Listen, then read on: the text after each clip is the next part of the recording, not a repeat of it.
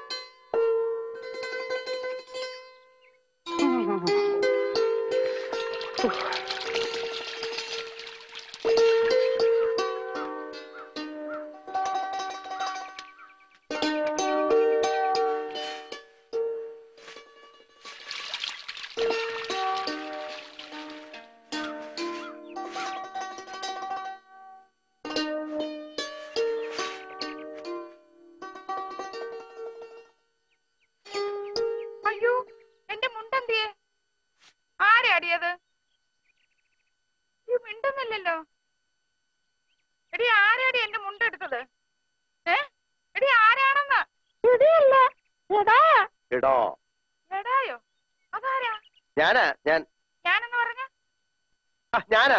ഉച്ചയ്ക്ക് വന്ന ഡോക്ടർ ഇല്ലയോ സണ്ണി? ആ എന്നാലും എന്റെ മുണ്ടി കൊണ്ടിട്ട് നല്ല കാര്യമായി. ഞാൻ കുളിക്കാൻ പറഞ്ഞു വെച്ചതാ. ഉണ്ട്, ഞാൻ ഉടുത്തു പോയി. ഇത് നല്ല കൂത്താ. പിന്നെ ഞാനിപ്പോഴെങ്ങനെ പുറത്തോട്ടിറങ്ങുന്നത്? അതിനൊരു പണിയുണ്ട്, ഞാനിപ്പ തരാം. ഇപ്പൊ എന്നെ മനസ്സിലായ? എനിക്കത് കാണണമായിരുന്നു. എന്നോടൊരുത്തരും വർത്താനം പറഞ്ഞാലുണ്ടല്ലോ, പറഞ്ഞേക്കാം. തന്നെ കണ്ടപ്പോഴേ എനിക്ക് തോന്നി, ഇങ്ങടോ എന്റെ മുണ്ടി ഇങ്ങോട്ട് തരാൻ. എന്റെ മുണ്ട് തരാൻ.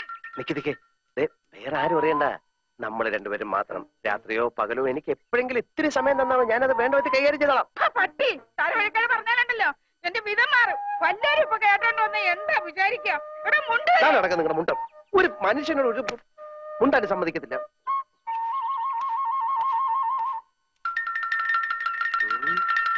അയ്യേ